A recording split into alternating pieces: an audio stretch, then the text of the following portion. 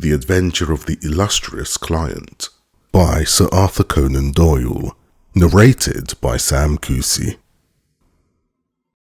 "It can't hurt now," was Mr. Sherlock Holmes's comment when, for the 10th time in as many years, I asked his leave to reveal the following narrative.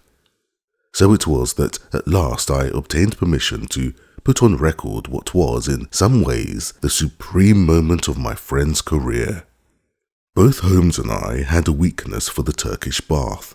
It was over a smoke in the pleasant lassitude of the drying room that I have found him less reticent and more human than anywhere else. On the upper floor of the Northumberland Avenue establishment, there is an isolated corner where two couches lie side by side, and it was on these that we lay upon September 3rd, 1902, the day when my narrative begins. I had asked him whether anything was stirring, and for answer he had shot his long, thin, nervous arm out of the sheets which enveloped him, and had drawn an envelope from the inside pocket of the coat which hung beside him. "I need not say that I have confirmed it, Watson," said Holmes as I returned the paper. "Do you know anything of this man Damery?" "Only that this name is a household word in society." "Well, I can tell you a little more than that. He has rather a reputation for arranging delicate matters which are to be kept out of the papers. You may remember his negotiations with Sir George Lewis over the Hammerfold will case. He is a man of the world with a natural turn for diplomacy. I am bound, therefore, to hope that it is not a false scent and that he has some real need for our assistance." "Our?" "Well, if you will be so good, Watson, I shall be honoured." "Then you have the hour, 4:30. Until then we can put the matter out of our heads." I was living in my own rooms in Queen Anne Street at the time, but I was round at Baker Street before the time named. Sharp to the half hour, Colonel Sir James Damery was announced. It is hardly necessary to describe him, for many will remember that large, bluff, honest personality, that broad, clean-shaven face, and above all, that pleasant, mellow voice. Frankness shone from his grey Irish eyes, and good humour played round his mobile, smiling lips. His lucent top hat, his dark frock coat, indeed, every detail from the pearl pin in the black satin cravat to the lavender spats over the varnished shoes, spoke of the meticulous care in dress for which he was famous. The big, masterful aristocrat dominated the little room. "Of course, I was prepared to find Dr. Watson," he remarked with a courteous bow.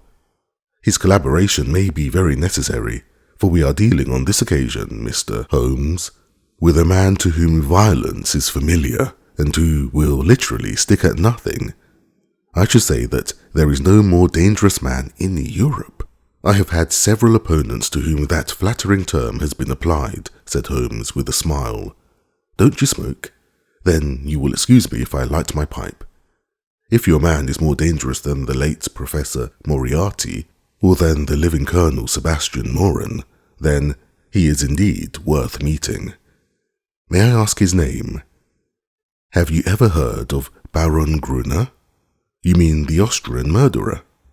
Colonel Damery threw up his kid-gloved hands with a laugh. "There is no getting past you, Mr. Holmes. Wonderful. So you have already sized him up as a murderer?" "It is my business to follow the details of continental crime. Who could possibly have read what happened at Prague, and have any doubts as to the man's guilt? It was a purely technical, legal point, and the suspicious death of a witness that saved him. I am as sure that he killed his wife when the so-called accident appeared in the Splügen Pass, as if I had seen him do it. I knew also that he had come to England and had a presentiment that sooner or later he would find me some work to do. Well, what has Baron Gruner been up to? I presume it is not this old tragedy which has come up again? No, it is more serious than that. To revenge crime is important, but to prevent it is more so. It is a terrible thing, Mr. Holmes, to see a dreadful event, an atrocious situation, preparing itself before your eyes, to clearly understand whither it will lead, and yet to be utterly unable to avert it. Can a human being be placed in a more trying position? Perhaps not. Then you will sympathize with the client in whose interest I am acting. I did not understand that you were merely an intermediary. Who is the principal? Mr. Holmes, I must beg you not to press that question. It is important that I should be able to assure him that his honoured name has been in no way dragged into the matter. His motives are, to the last degree, honourable and chivalrous, but he prefers to remain unknown. I need not say that your fees will be assured and that you will be given a perfectly free hand.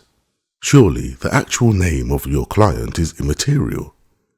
I am so sorry, said Holmes. I am accustomed to have mystery at one end of my cases, but to have it at both ends is too confusing. I fear, Sir James, that I must decline to act. Our visitor was greatly disturbed. His large, sensitive face was darkened with emotion and disappointment. You hardly realize the effect of your own action, Mr. Holmes, said he. You place me in a most serious dilemma, for I am perfectly certain that you would be proud to take over the case if I could give you the facts, and yet a promise forbids me from revealing them all. May I at least lay all that I can before you? By all means, so long as it is understood that I commit myself to nothing. That is understood. In the first place, you have no doubt heard of General de Merville? De Merville, or Kuiper fame? Yes, I have heard of him. He has a daughter, Violet de Merville, young, rich, beautiful, accomplished, a wonder woman in every way. It is this daughter, this lovely, innocent girl, whom we are endeavouring to save from the clutches of a fiend. Baron Gruner has some hold over her, then? The strongest of all holds where a woman is concerned, the hold of love. The fellow is, as you may have heard, extraordinarily handsome, with a most fascinating manner, a gentle voice, and that air of romance and mystery which means so much to a woman. He is said to have the whole sex at his mercy, and to have made ample use of that fact. But how came such a man to meet a lady of the standing of Miss Violet de Merville? It was on a Mediterranean yachting voyage. The company, though select, paid their own passages. No doubt the promoters hardly realized the Baron's true character until it was too late. The villain attached himself to the lady, and with such effect that he has completely and absolutely won her heart. To say that she loves him hardly expresses it. She dotes upon him. She is obsessed by him. Outside of him, there is nothing on earth. She will not hear one word against him. Everything has been done to cure her of her madness, but in vain. To sum up, she proposes to marry him next month. As she is of age and has a will of iron, it is hard to know how to prevent her. Does she know about the Austrian episode? The cunning devil has told her every unsavoury public scandal of his past life, but always in such a way as to make himself out to be an innocent martyr. She absolutely accepts his version and will listen to no other. Dear me, but surely you have inadvertently let out the name of your client. It is no doubt General de Merville. Our visitor fidgeted in his chair. I could deceive you by saying so, Mr. Holmes, but it would not be true. De Merville is a broken man. The strong soldier has been utterly demoralized by this incident. He has lost the nerve which never failed him on the battlefield, and has become a weak, doddering old man, utterly incapable of contending with a brilliant, forceful rascal like this Austrian. My client, however, is an old friend, one who has known the General intimately for many years, and taken a paternal interest in this young girl since she wore short frocks. He cannot see this tragedy consummated without some attempt to stop it. There is nothing in which Scotland Yard can act. It was his own suggestion that you should be called in, but it was, as I have said, on express stipulation that he should not be personally involved in the matter. I have no doubt, Mr. Holmes, with your great powers, you could easily trace my client back through me, but I must ask you, as a point of honour, to refrain from doing so, and not to break in upon his incognito." Holmes gave a whimsical smile. "I think I may safely promise that," said he. "I may add that your problem interests me and that I shall be prepared to look into it. How shall I keep in touch with you?" "The Carlton Club will find me, but in case of emergency there is a private telephone call, extension 31. Holmes noted it down and sat, still smiling, with the open memorandum book upon his knee. "The Baron's present address, please." "Vernon Lodge, near Kingston. It is a large house. He has been fortunate in some rather shady speculations, and is a rich man, which naturally makes him a more dangerous antagonist." "Is he at home at present?" "Yes. Apart from what you have told me, can you give me any further information about the man?" "He has expensive tastes. He is a horse fancier. For a short time he played polo at Hurlingham, but then this Prague affair got noised about and he had to leave. He collects books and pictures. It is a man with a considerable artistic side to his nature. He is, I believe, a recognized authority upon Chinese pottery, and has written a book upon the subject." "A complex mind," said Holmes. "All great criminals have that. My old friend Charlie Peace was a violin virtuoso. Wainwright was no mean artist. I could quote many more. Well, Sir James, you will inform your client that I am turning my mind upon Baron Gruner. I can say no more. I have some sources of information of my own, and I dare say we may find some means of opening the matter up." When our visitor had left us, Holmes sat so long in deep thought that it seemed to me that he had forgotten my presence. At last, however, he briskly came back to earth. "Well, Watson, any views?" he asked. "I should think you had better see the young lady herself." "My dear Watson, if her poor old broken father cannot move her, how shall I, a stranger, prevail? And yet there is something in the suggestion, if all else fails. But I think we must begin from a different angle. I rather fancy that Shinwell Johnson might be a help. I have not had occasion to mention Shinwell Johnson in these memoirs because I have seldom drawn my cases from the latter phases of my friend's career. During the first years of the century, he became a valuable assistant. Johnson, I grieve to say, made his name first as a very dangerous villain and served 2 terms at Parkhurst. Finally, he repented and allied himself to Holmes, acting as his agent in the huge criminal underworld of London and obtaining information which often proved to be of vital importance. Had Johnson been an arc of the police, he would soon have been exposed, but as he dealt with cases which never came directly into the courts, his activities were never realized by his companions. With the glamour of his 2 convictions upon him, he had the entree of every nightclub, doss house, and gambling den in the town, and his quick observation and active brain made him an ideal agent for gaining information. It was to him that Sherlock Holmes now proposed to turn. It was not possible for me to follow the immediate steps taken by my friend, for I had some pressing professional business of my own, but I met him by appointment that evening at Simpson's, where, sitting at a small table in the front window and looking down at the rushing stream of life in the Strand, he told me of something of what had passed. "Johnson is on the prowl," said he. "He may pick up some garbage in the darker recesses of the underworld, for it is down there, amid the black roots of crime, that we must hunt for this man's secrets.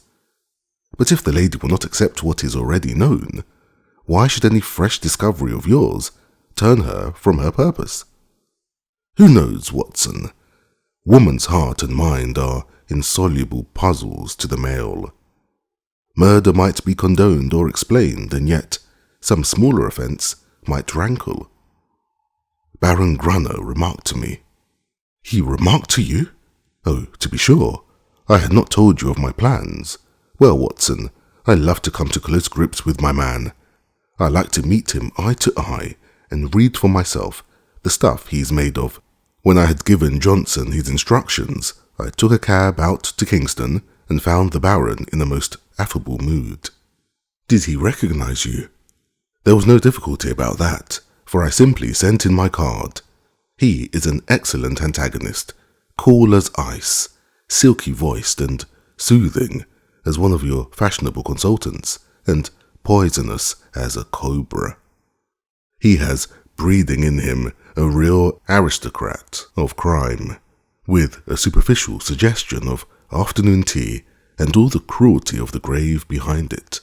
Yes, I am glad to have had my attention called to Baron Adelbert Gruner. You say he was affable, a purring cat who thinks he sees prospective mice. Some people's affability is more deadly than the violence of coarser souls. His greeting was characteristic. I rather thought I should see you sooner or later, Mr. Holmes, said he. You have been engaged, no doubt, by General de Merville to endeavour to stop my marriage with his daughter, Violet. That is so, is it not? I acquiesced. My dear man, said he, you will only ruin your own well-deserved reputation. It is not a case in which you can possibly succeed. You will have barren work, to say nothing of incurring some danger. Let me very strongly advise you to draw off at once. It is curious, I answered, but that was the very advice which I had intended to give you. I have a respect for your brains, Baron, and the little which I have seen of your personality has not lessened it. Let me put it to you as man to man. No one wants to rake up your past and make you unduly uncomfortable. It is over, and you are now in smooth waters, but if you persist in this marriage, you will raise up a swarm of powerful enemies who will never leave you alone until they have made England too hot to hold you. Is the game worth it? Surely you would be wiser if you left the lady alone. It would not be pleasant for you if these facts of your past were brought to her notice.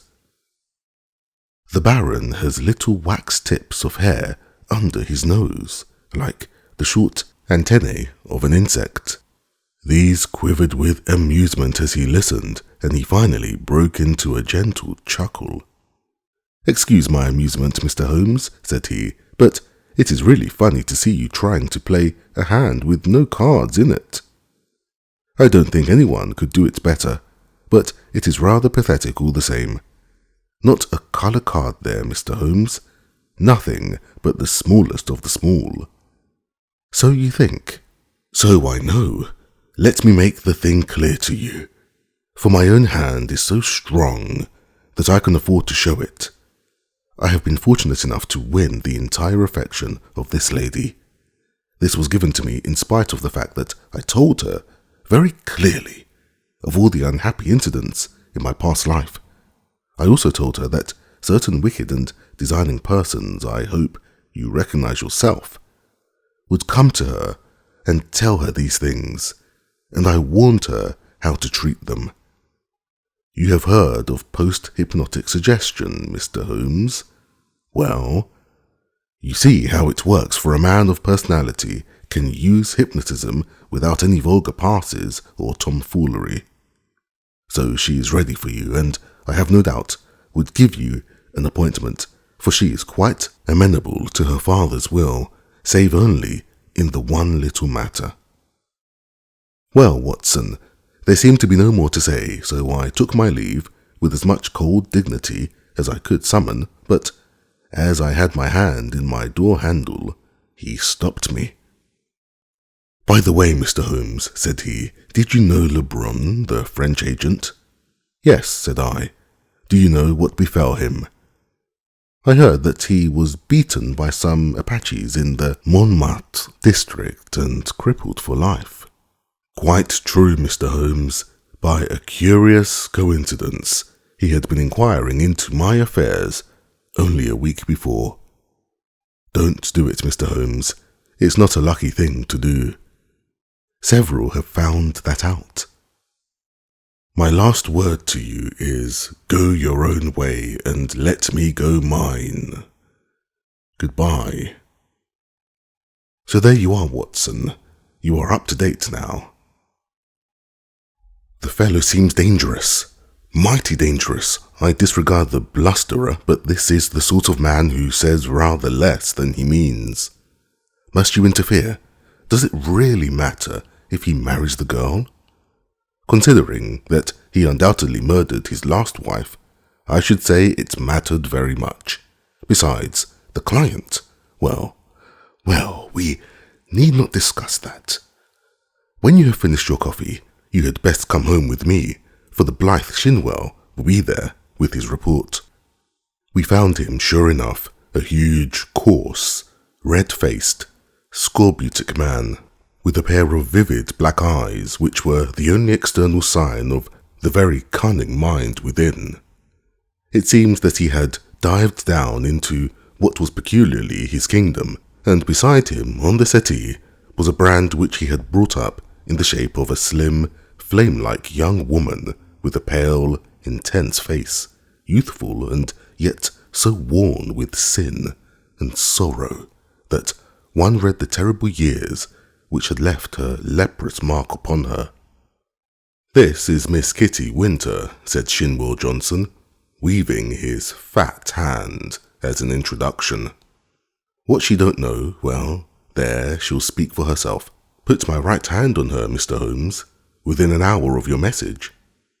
"I'm easy to find," said the young woman. "Hell, London gets me every time. Same address for Porky Shinwell. We're old mates, Porky, you and I.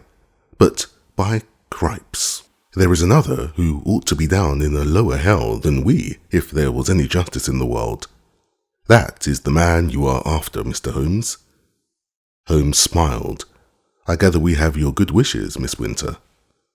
"If I can help put him where he belongs, I'm yours to the rattle," said our visitor with fierce energy. There was an intensity of hatred in her white set face and her blazing eyes, such as a woman seldom and man never can attain. "You didn't need to go into my past, Mr. Holmes. That's neither here or there. But what I am, Adelbert Gruner made me. If I could pull him down—" She clutched frantically with her hands into the air.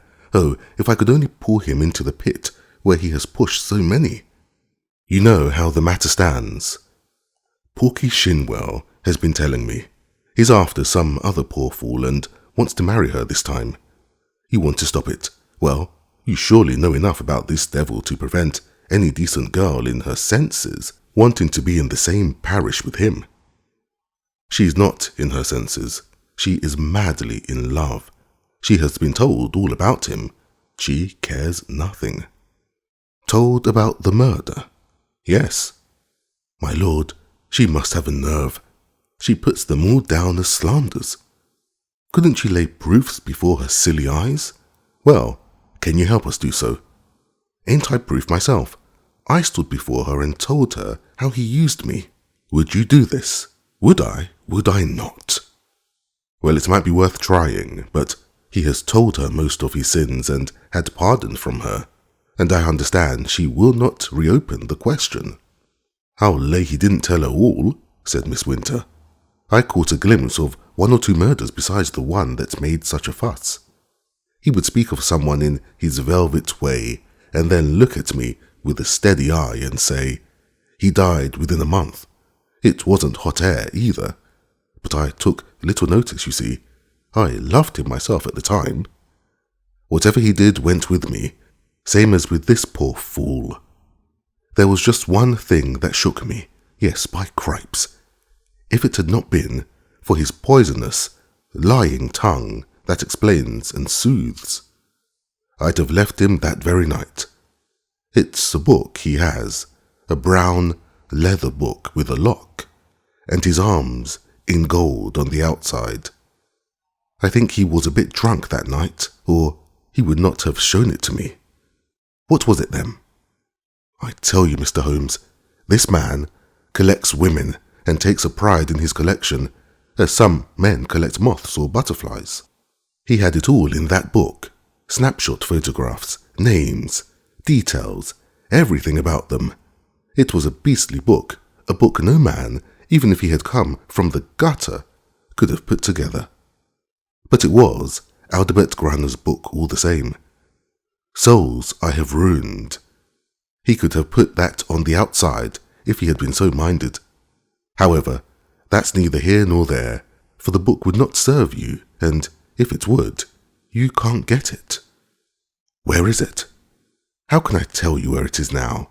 It's more than a year since I left him. I know where he kept it then.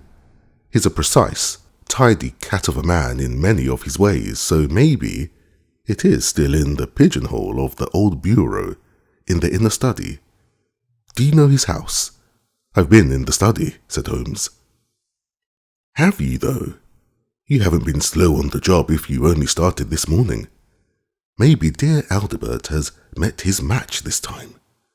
The outer study is the one with the Chinese crockery in it, big glass cupboard between the windows. Then behind his desk is the door that leads to the inner study, a small room where he keeps papers and things. Is he not afraid of burglars? Adelbert is no coward. His worst enemy couldn't say that of him. He can look after himself. There's a burglar alarm at night. Besides, what is there for a burglar, unless they got away with all his fancy crockery? No good, said Shinwell Johnson with the decided voice of the expert. No fence wants stuff of that sort that you can neither melt nor sell. Quite so, said Holmes. Well now, Miss Winter, if you would call here tomorrow evening at 5, I would consider, in the meanwhile, whether your suggestion of seeing this lady personally may not be arranged. I am exceedingly obliged to you for your cooperation. I need not say that my clients will consider liberally. None of that, Mr. Holmes, cried the young woman. I am not out for money. Let me see this man in the mud, and I've got all I've worked for. In the mud, with my foot on his cursed face. That's my price. I'm with you tomorrow or any other day, so long as you are on his track. Porky here can tell you always where to find me. I did not see Holmes again until the following evening, when we dined once more in our Strand restaurant. He shrugged his shoulders when I asked him what luck he had had in his interview. Then he told the story, which I would repeat in this way. His hard, dry statement needs some little editing to soften it into the terms of real life.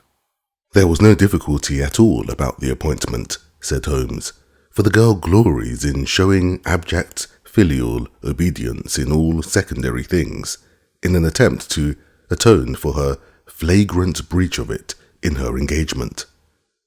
The General phoned that all was ready, and the fiery Miss W. turned up according to schedule, so that at 5:30 a cab deposited us outside 104 Berkeley Square, where the old soldier resides, one of those awful grey London castles which would make a church seem frivolous. A footman showed us into a great yellow-curtained drawing-room, and there was a lady awaiting us, demure, pale, self-contained, as inflexible and remote as a snow image on a mountain. I don't quite know how to make her clear to you, Watson. Perhaps you may need her before we are through, and you can use your own gift of words. She is beautiful, but with the ethereal otherworld beauty of some fanatic whose thoughts are set on high. I have seen such faces in the pictures of the old masters of the Middle Ages. How a beastman could have laid his vile paws upon such a being of beyond, I cannot imagine. You may have noticed how extremes call to each other, the spiritual to the animal, the caveman to the angel. You never saw a worse case than this. She knew what we had come for. Of course, that villain had lost no time in poisoning her mind against us. Miss Winter's advent rather amazed her, I think, but she waved us into our respective chairs like a reverend abbess receiving two rather leprous mendicants. If your head is inclined to swell, my dear Watson, take a course of Miss Violet de Merville. Well, sir, said she, in a voice like the wind from an iceberg, your name is familiar to me. You have called, as I understand, to malign my fiancé, Baron Gruner. It is only by my father's request that I see you at all, and I warn you, in advance, that anything you say could not possibly have the slightest effect upon my mind. I was sorry for her, Watson. I thought of her for the moment as I would have thought of a daughter of my own. I am not often eloquent. I use my head, not my heart. But I really did plead with her, with all the warmth of words that I could find in my nature. I pictured to her the awful position of the woman who only wakes to a man's character after she is his wife, a woman who has to submit to be caressed by bloody hands and lecherous lips. I spared her nothing, the shame, the fear, the agony, the hopelessness of it all. All my hot words could not bring one tinge of colour to those ivory cheeks or one gleam of emotion to those abstracted eyes. I thought of what the rascal had said about a post-hypnotic influence. One could really believe that she was living above the earth in some ecstatic dream. Yet there was nothing indefinite in her replies. I have listened to you with patience, Mr. Holmes, said she. The effect upon my mind is exactly as predicted. I am aware that Adelbert, my fiancé, has had a stormy life, in which he has incurred bitter hatreds and most unjust aspersions. You are only the last of a series who have brought their slanders before me. Possibly you mean well, though I learn that you are a paid agent who would have been equally willing to act for the Baron as against him. But in any case, I wish you to understand once for all that I love him, and that he loves me, and that the opinion of all the world is no more to me than the twitter of those birds outside the window. If his noble nature has ever for an instant fallen, it may be that I have been specially sent to raise it to its true and lofty level. I am not clear. Here she turned eyes upon my companion, who this young lady may be. I was about to answer when the girl broke in like a whirlwind. If ever you saw flame and ice face to face, it was these two women. I'll tell you who I am, she cried, springing out of her chair, her mouth all twisted with passion. I am his last mistress. I am one of 100 that he has tempted and used and ruined and thrown into the refuse heap, as he will you also. Your refuse heap is more likely to be a grave, and maybe that's the best. I tell you, you foolish woman, if you marry this man, he'll be the death of you. It may be a broken heart or it may be a broken neck, but he'll have you one way or the other. It's not out of love for you I'm speaking. I don't care a tinker's curse whether you live or die. It's out of hate for him, and to spite him, and to get back on him for what he did to me. But it's all the same, and you needn't look at me like that, my fine lady, for you may be lower than I am before you are through with it. I should prefer not to discuss such matters, said Miss de Merville coldly. Let me say once for all that I am aware of 3 passages in my fiancé's life in which he became entangled with designing women, and that I am assured of his hearty repentance for any evil that he may have done. 3 passages? Screamed my companion. You fool! You unutterable fool! Mr. Holmes, I beg you, you will bring this interview to an end, said the icy voice.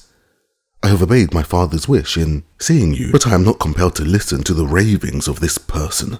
With an oath, Miss Winter darted forward, and if I had not caught her wrist, she would have clutched this maddening woman by the hair. I dragged her towards the door, and was lucky to get her back into the cab without a public scene. for she was beside herself with rage. In a cold way, I felt pretty furious myself, Watson, for there was something indescribably annoying in the calm aloofness and supreme self-complacence of the woman whom we were trying to save. So now once again you know exactly how we stand, and it is clear that I must plan some fresh opening move, for this gambit won't work. I'll keep in touch with you, Watson, for it is more than likely that you will have your part to play, though it is just possible that the next move may lie with them rather than with us. And it did. Their blow fell, or his blow rather, for never could I believe that the lady was privy to it. I think I could show you the very paving stone upon which I stood when my eyes fell upon the placard, and a pang of horror passed through my very soul. It was between the Grand Hotel and Charing Cross Station, where a one-legged news vendor displayed his evening papers. The date was just 2 days after the last conversation. There, black upon yellow, was the terrible news sheet. Murderous attack upon Sherlock Holmes. I think I stood stunned for some moments. Then, I have a confused recollection of snatching at a paper, of the remonstrance of the man whom I had not paid, and, finally, of standing in the doorway of a chemist's shop while I turned up the fateful paragraph. This was how it ran. We learn with regret that Mr. Sherlock Holmes, the well-known private detective, was the victim this morning of a murderous assault which has left him in a precarious position. There are no exact details to hand, but the event seems to have occurred about 12 o'clock in Regent Street, outside the Café Royal. The attack was made by 2 men armed with sticks, and Mr. Holmes was beaten about the head and body, receiving injuries which the doctors describe as most serious. He was carried to Charing Cross Hospital and afterwards insisted upon being taken to his rooms in Baker Street.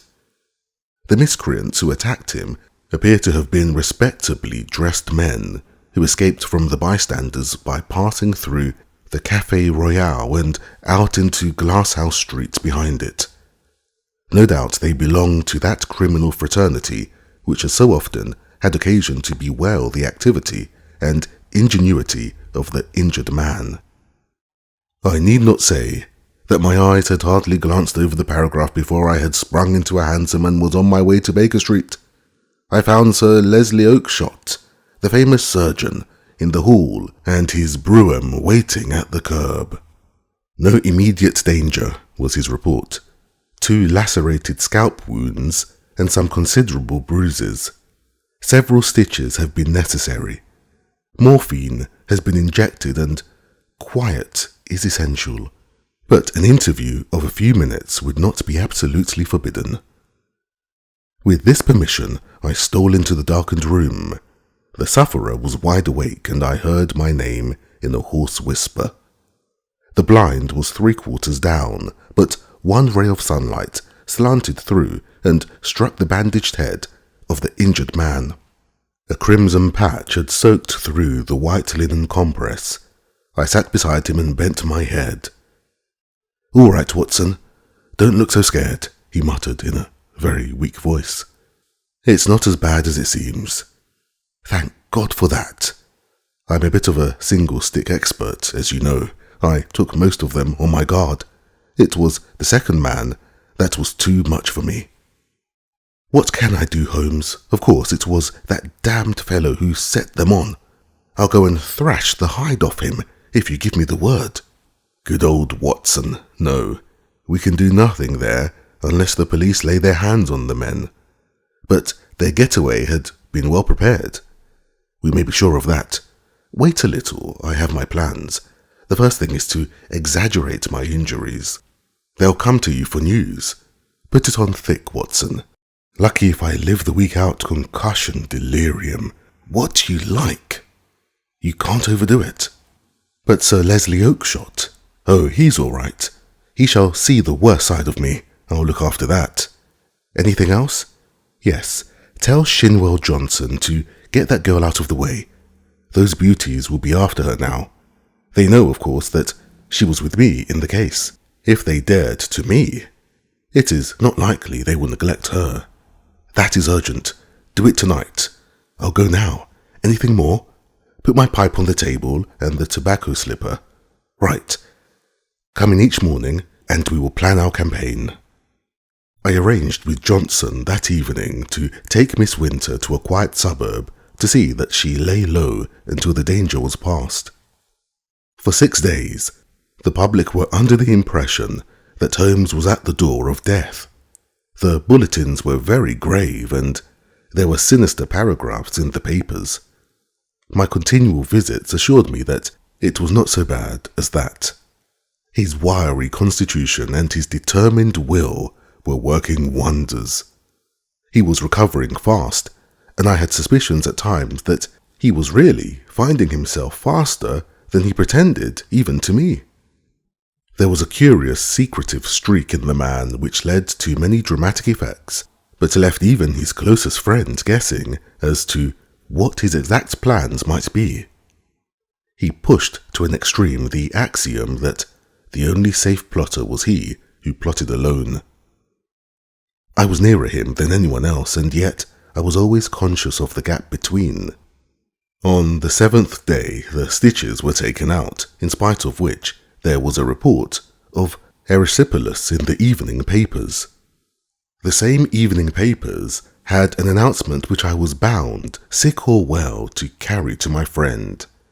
It was simply that among the passengers on the Cunard boat, Ruritania, starting from Liverpool on Friday, was the Baron Adelbert Gruner, who had some important financial business to settle in the States before his impending wedding to Miss Violet de Merville, only daughter of etc., etc. Holmes listened to the news with a cold, concentrated look upon his pale face, which told me that it hit him hard. "Friday," he cried. "Only 3 clear days. I believe the rascal wants to put himself out of danger's way. But he won't, Watson. By the Lord Harry, he won't. Now, Watson, I want you to do something for me. I'm here to be used, Holmes. Well, then, spend the next 24 hours in an intensive study of Chinese pottery." He gave no explanations, and I asked for none. By long experience, I had learned the wisdom of obedience. But when I had left his room, I walked down Baker Street, revolving in my head how on earth I was to carry out so strange an order. Finally, I drove to the London Library in St. James's Square, put the matter to my friend Lomax, the sub-librarian, and departed to my rooms, with a goodly volume under my arm. It is said that the barrister who crams up a case with such care that he can examine an expert witness upon the Monday has forgotten all his forced knowledge before the Saturday.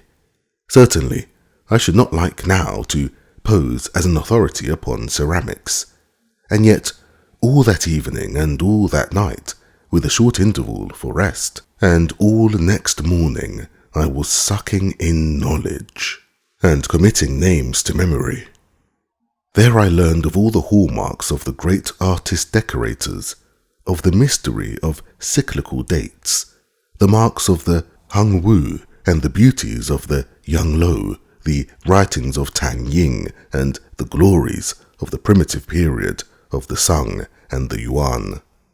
I was charged with all this information when I called upon Holmes next evening. He was out of bed now, though you would not have guessed it from the published reports, and he sat with his much bandaged head resting upon his hands in the depth of his favourite armchair. "Why, Holmes," I said, "if one believed the papers, you are dying." "That," said he, "is the very impression which I intended to convey. And now, Watson, have you learned your lessons? At least I have tried to. Good. You could keep up an intelligent conversation on the subject? I believe I could. Then hand me that little box from the mantelpiece." He opened the lid and took out a small object most carefully wrapped in some fine Eastern silk. This he unfolded and disclosed a delicate little saucer of the most beautiful deep blue colour. "It needs careful handling, Watson.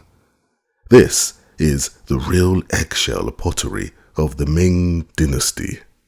No finer piece ever passed through Christie's. A complete set of this would be worth a king's ransom. In fact, it is doubtful if there is a complete set outside the imperial palace of Peking. The sight of this would drive a real connoisseur wild. What am I to do with it?" Holmes handed me a card upon which was printed, "Dr. Hill Barton, 369 Half Moon Street. That is your name for the evening, Watson. You will call upon Baron Gruner. I know something of his habits, and at 8:30 he would probably be disengaged. A note will tell him in advance that you are about to call, and you will say that you are bringing him a specimen of absolutely unique set of Ming china. You may as well be a medical man, since that is a part which you can play without duplicity. You are a collector. This set has come your way.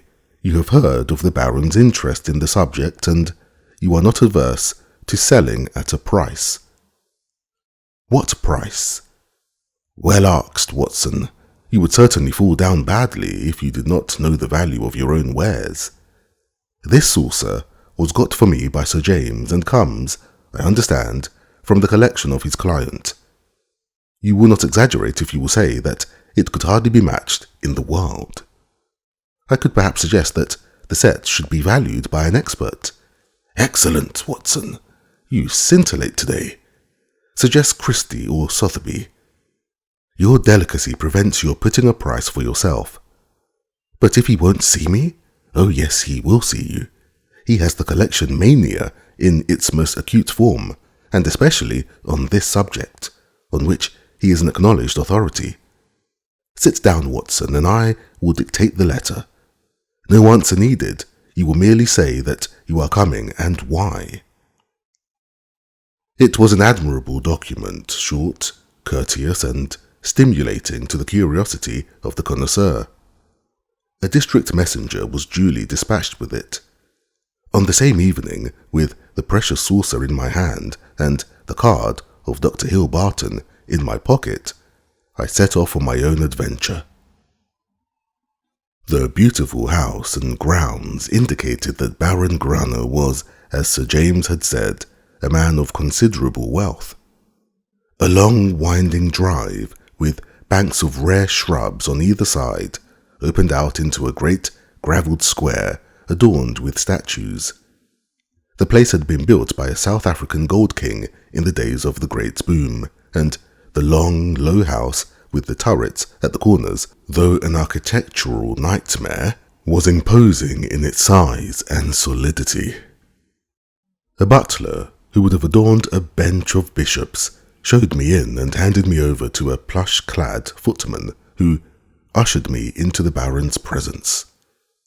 He was standing at the open front of a great case which stood between the windows and which contained part of his Chinese collection. He turned as I entered with a small brown vase in his hand. "Pray sit down, Doctor," said he.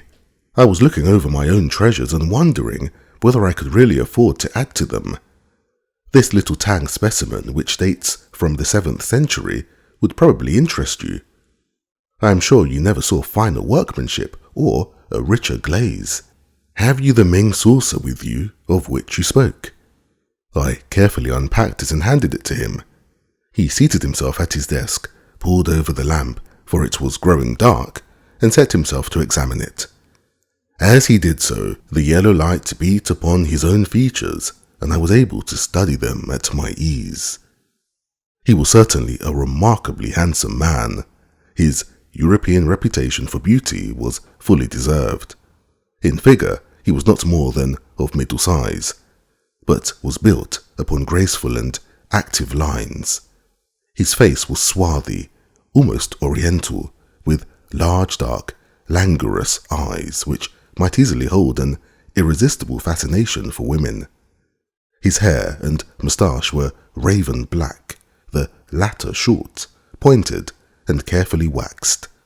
His features were regular and pleasing, save only his straight, thin-lipped mouth.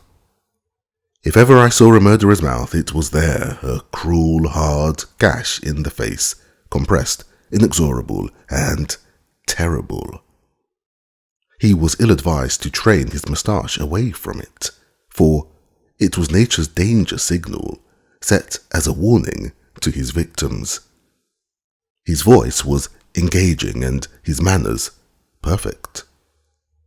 In age, I should have put him a little over 30, though his record afterward showed that he was 42.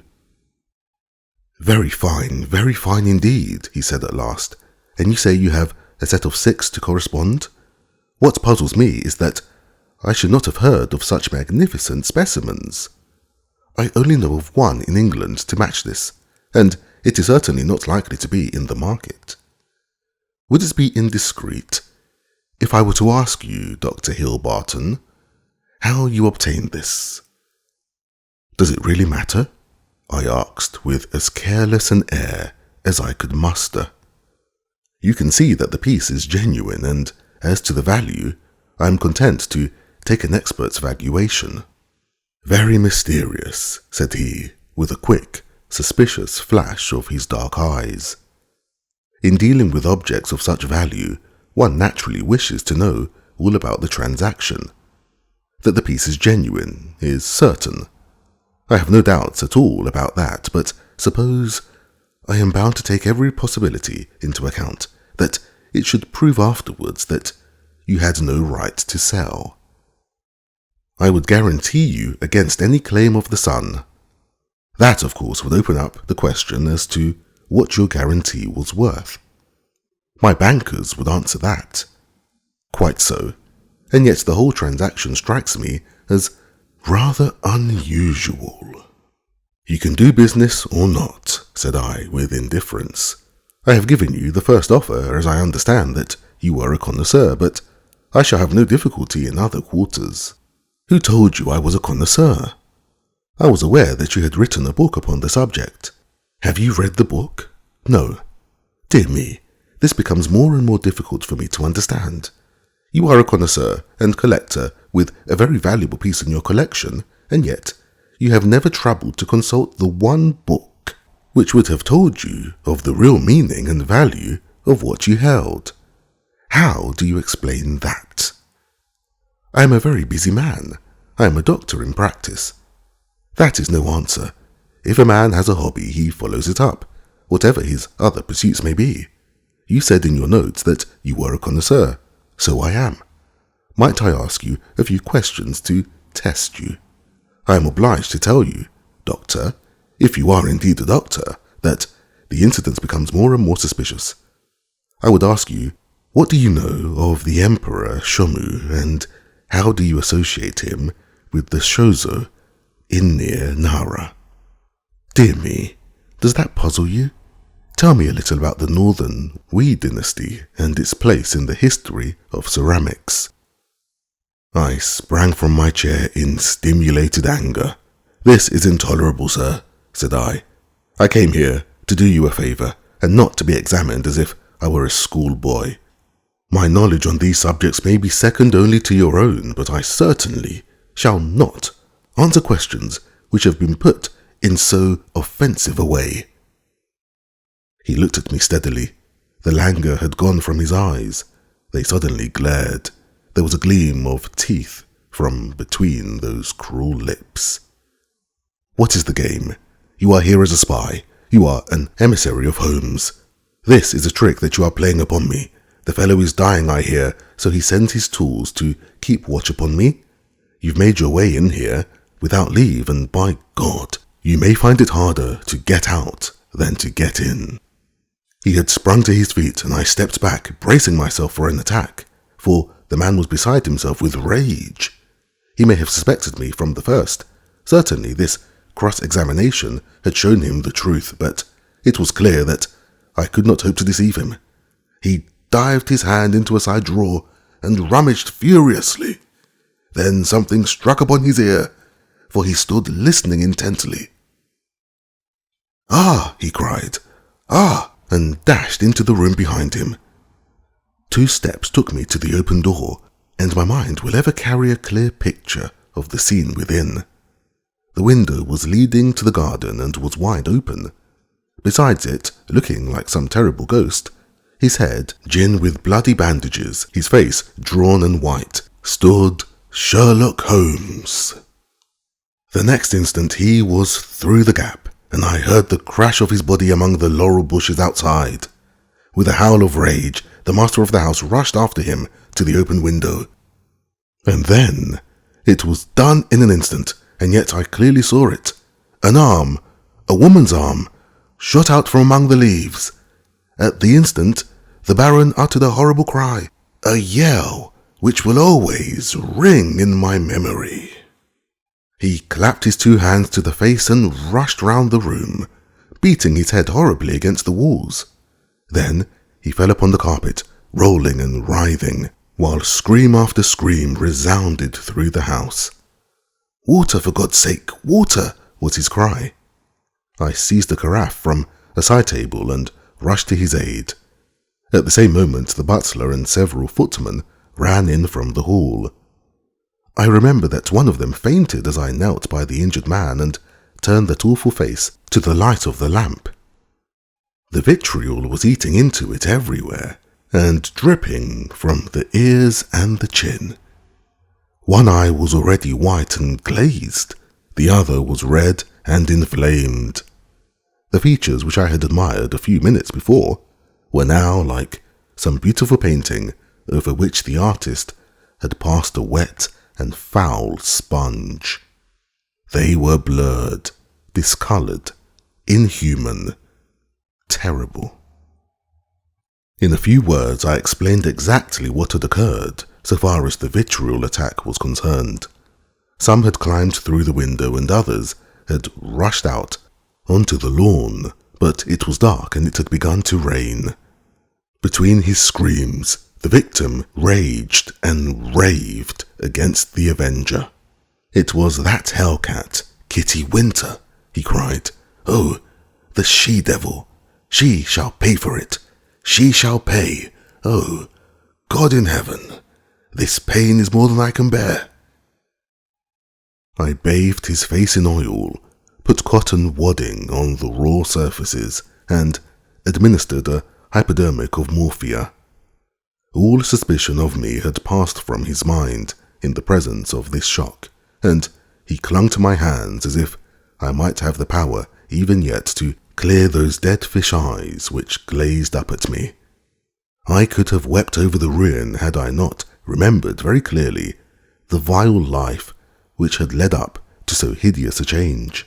It was loathsome to feel the pouring of his burning hands, and I was relieved when his family surgeon, closely followed by a specialist, came to relieve me of my charge.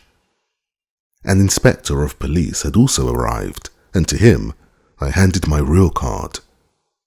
It would have been useless as well as foolish to do otherwise, for I was nearly as well known by sight at the Yard as Holmes himself. Then I left that house of gloom and terror. Within an hour I was at Baker Street. Holmes was seated in his familiar chair, looking very pale and exhausted. Apart from his injuries, even his iron nerves had been shocked by the events of the evening, and he listened with horror to my account of the Baron's transformation. "The wages of sin, Watson, the wages of sin," said he. "Sooner or later it will always come. God knows there was sin enough," he added, taking up a brown volume from the table. "Here is the book the woman talked of. If this will not break off the marriage, nothing ever could. But it will, Watson. It must. No self-respecting woman could stand it." "It is his love diary? Or his lust diary? Call it what you will. The moment the woman told us of it, I realized what a tremendous weapon was there if I could but lay our hands on it.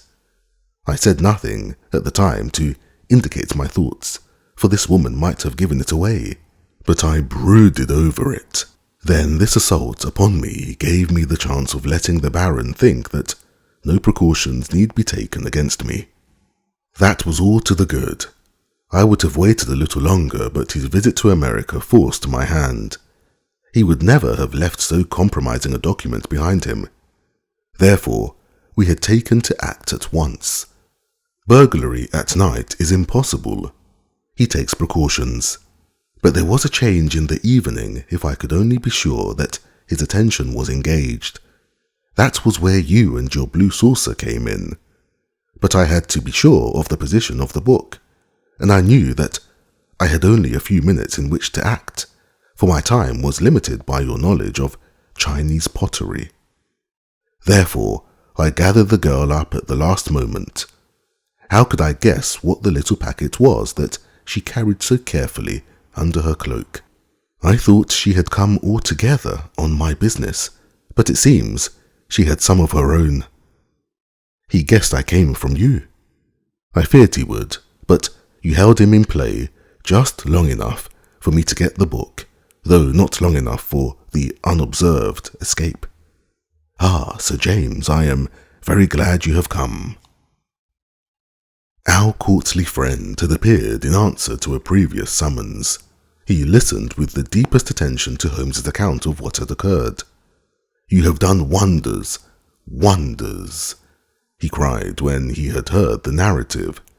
"But if these injuries are as terrible as Dr. Watson describes, then surely our purpose of thwarting the marriage is sufficiently gained without the use of this horrible book." Holmes shook his head. Women of the de Merville type do not act like that. She would love him the more as a disfigured martyr. No, it is his moral side, not his physical, which we have to destroy. That book will bring her back to earth, and I know nothing else that could. It is in his own writing. She cannot get past it. Sir James carried away both it and the precious saucer. As I was myself overdue, I went down with him into the street. A brougham was waiting for him. He sprang in, gave a hurried order to the cock-headed coachman, and drove swiftly away. He flung his overcoat half out of the window to cover the armorial bearings upon the panel, but I had seen them in the glare of our fanlight nonetheless. I gasped with surprise. Then I turned back and ascended the stair to Holmes's room. "I have found out who our client is," I cried, bursting with my great news. "Why, Holmes, it is a loyal friend and a chivalrous gentleman," said Holmes, holding up a restraining hand. "Let that now and forever be enough for us." I do not know how the incriminating book was used. Sir James may have managed it, or it is more probable that so delicate a task was entrusted to the young lady's father. The effect, at any rate, was all that could be desired. 3 days later appeared a paragraph in the Morning Post to say that the marriage between Baron Adelbert Gruner and Miss Violet de Merville would not take place. The same paper had the first police court hearing of the proceedings against Miss Kitty Winter on the grave charge of vitriol throwing.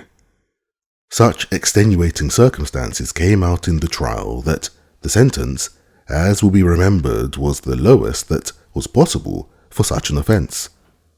Sherlock Holmes was threatened with a prosecution for burglary, but when an object is good and a client is sufficiently illustrious, even the rigid British law becomes human and elastic. My friend has not yet stood in the dock.